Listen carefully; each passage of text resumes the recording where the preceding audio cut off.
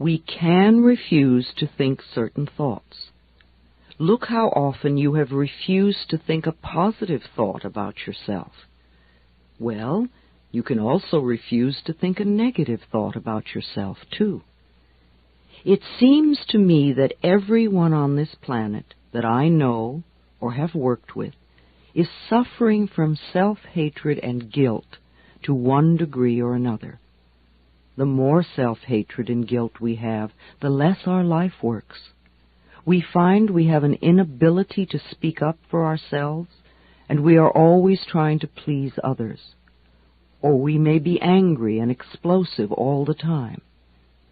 The less self-hatred and guilt we have, the better our lives work on all levels. This includes the health of the body, too. It has been my experience that the very bottom line for everyone I have worked with is always, I'm not good enough.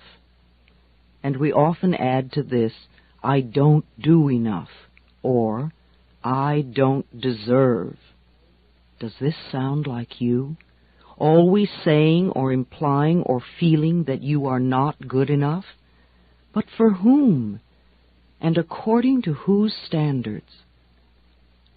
Now, if these negative beliefs are very strong in you, then how can you possibly create a loving, joyous, prosperous, healthy life? Somehow your subconscious beliefs would always be contradicting these objectives and making sure you do not obtain your goals. I find that resentment, criticism, guilt, and fear cause more problems in our bodies and in our experiences than anything else. These feelings come from blaming others and not taking responsibility for our own lives. You see, if we are all 100% responsible for everything in our lives, then there is no one to blame. Whatever is happening out there is only a mirror of our own inner thinking. I am not condoning other people's poor behavior, but we must realize it is our beliefs that attract to us people that will treat us that way. If you find yourself saying, everyone always does such and such to me, criticizes me, ignores me, takes advantage of me, or abuses me, then this is your pattern. There is some thought in you that attracts this behavior. On some internal level, you believe you deserve to be treated this way. Or you treat other people this way, and it is just coming back to you. Whatever we give out, mental, physical, or verbal, will come back to us. When we no longer think or behave this way, the other people will change their behavior, or they will go and do that to someone else who believes they deserve it. You will no longer be attracting the experiences you say you do not want. Whether we want to change a life experience or a physical problem, the place to begin is to say so. Literally say, I am willing to release the pattern within me that is creating this experience or this condition. You can say this to yourself over and over every time you think of your illness. Say this with me now. I am willing to release the pattern in me that has created this condition. The minute you say this affirmation, you are stepping out of the victim role. You are no longer helpless. You are acknowledging your own power. You are saying, I may not understand it, but somehow I am beginning to understand that I contributed to creating this problem, and now I take my own power back, and I am releasing it and letting it go. What a powerful statement to have your subconscious mind supporting. As I said, resentment of others, Criticism of ourselves, guilt over the past, and fear of the future are the most damaging mental thought patterns we can have. This kind of internal dialogue creates and maintains dis-ease in the body. These thoughts can destroy the body. Fear can contribute to baldness, ulcers, colon problems, and even painful feet, among other things. Criticism, as a permanent habit, can often lead to arthritis in the body. Resentment, long held, eats away at the body and becomes the dis-ease we call cancer. Guilt always looks for punishment and creates pain. Fear comes from not trusting the process of life to be there for us. You know, the most precious thing in our life is our breath. If you did not take another breath, you would not last 3 minutes. Yet you have such faith that your next breath will be there, that you don't even think about it when you exhale. Now, if the power that created us has given us enough breath to last for as long as we shall live, can we not begin to trust that the rest will also be provided for us?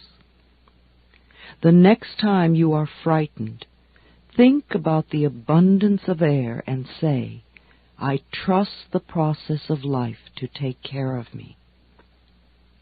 Whenever someone is in pain, I know they have created a lot of guilt for themselves. Chronic pain comes from unrelenting guilt, often so buried that we are not even aware of it anymore. This guilt must be dissolved before the pain can be eliminated. Guilt is a totally useless emotion. It never makes anyone feel better, nor does it change a situation. Your sentence is now over. Let yourself out of prison. Anger combined with guilt often contributes to accidents. The degree of physical damage lets us know how severely we felt we needed to be punished and how long the sentence. Where this pain occurs in the body gives us a clue to which area of life we feel guilty about. Critical people often attract a lot of criticism because it is their pattern to criticize. They are often cursed with perfectionism, the need to be perfect at all times in every situation.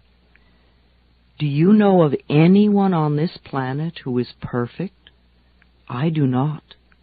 Why do we set up standards that say that we have to be super person in order to be barely acceptable? That is such a heavy burden to carry. When I was a little girl, I had a very difficult childhood. My parents divorced when I was 18 months. I was raped when I was 5. I became a battered child and grew up in the Depression. My mother was very much a victim, and my stepfather constantly expressed his own brutalized childhood. I grew up having a lot of resentment. I had to create cancer in my own body before I was willing to begin to release that resentment. I am certainly not condoning the behavior of any of the people who mistreated me. However, for me to spend a lifetime just running the old movie, feeling blame and anger and resentment, is not doing me any good in the present moment. I learned that resentment only eats away at me, and it did. In my case, holding on to old blame and feeling resentful for all that they did to me helped to create my disease. Releasing and letting go helped me to heal myself. The past is over and done. We cannot change that now. We can change our attitude toward the past and our thoughts toward the past. How foolish for us to punish ourselves in the present moment because someone else hurt us in the long-ago past. It's not worth it. I often say to people who have deep resentment patterns, please begin to dissolve the resentment now when it is relatively easy. Don't wait until you're under the threat of a surgeon's knife and you have to cope with panic too. It is vital that we release foolish, outmoded, or negative ideas and beliefs that do not support us and nourish us. Our concepts of ourselves and of life and of God must support us, not negate us. No matter what our disease, if we choose to believe that we are helpless victims and that it is all hopeless, then the universe will support us in that belief and we will just go down the drain.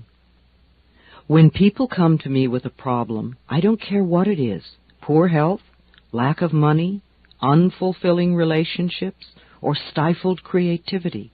There is only one thing I ever work on, and that is loving the self.